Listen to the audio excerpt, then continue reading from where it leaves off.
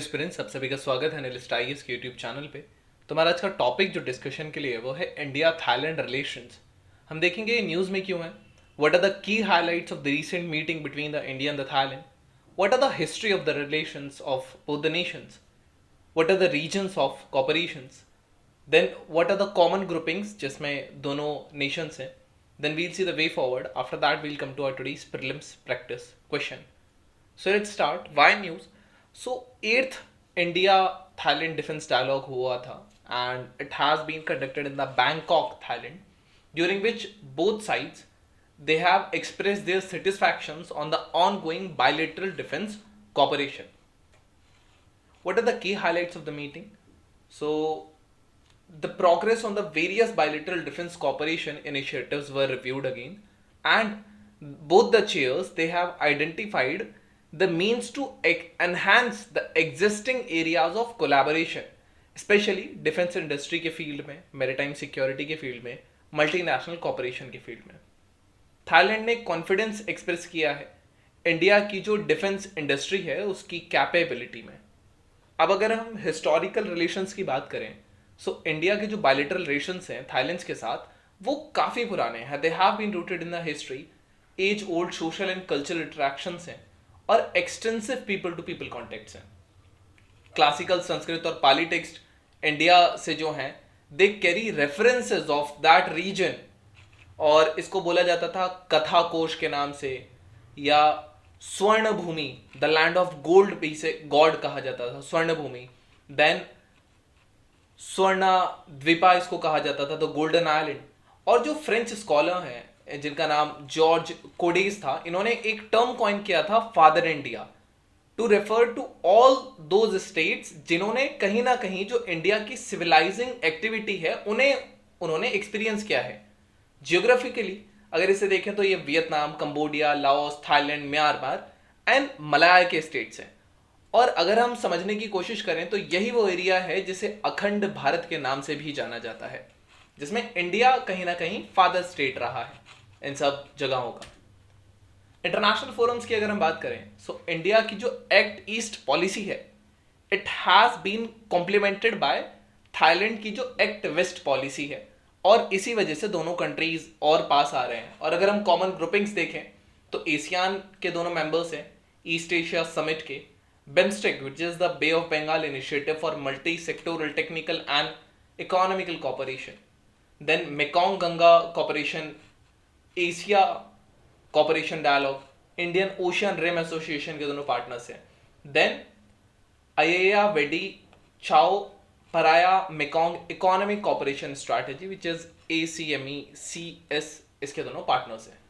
Defence cooperation अगर हम देखें तो जो बायलेटरल डिफेंस एंगेजमेंट हैं ये काफ़ी एक्सपेंड हुए हैं पिछले टाइमों में, and they have included the defence dialogue meetings, military to military exchanges हुए हैं, हाई लेवल विजिट्स हैं, capacity building and training programmes हैं, and annual joint military exercise हैं।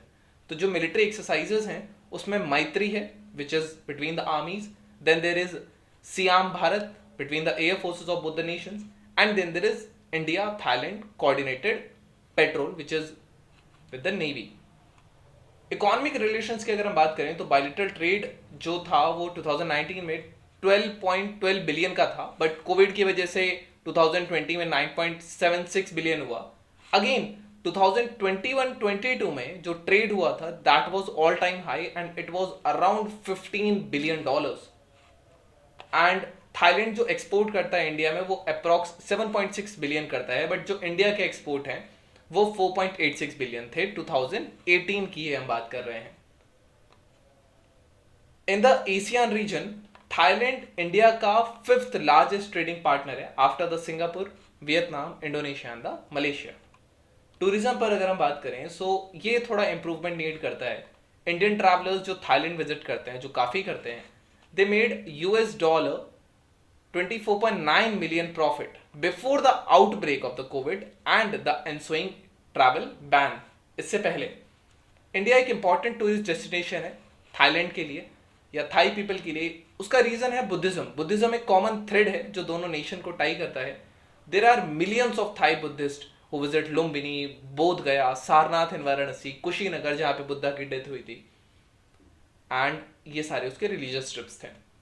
मल्टीलेटरल ट्राइज पे अगर हम देखेंगे तो political will on all sides, it will also ensure the delivery of RCEP and BIMSTEC free trade agreements to give an added economic boost to the ASEAN nations, South Asia and the beyond as well. ये year 31st anniversary mark करता है ASEAN India relations की। And invitation, ये एक invitation भी भेजा गया था to all the 10 Asian members in the 2018 for the republic day parade.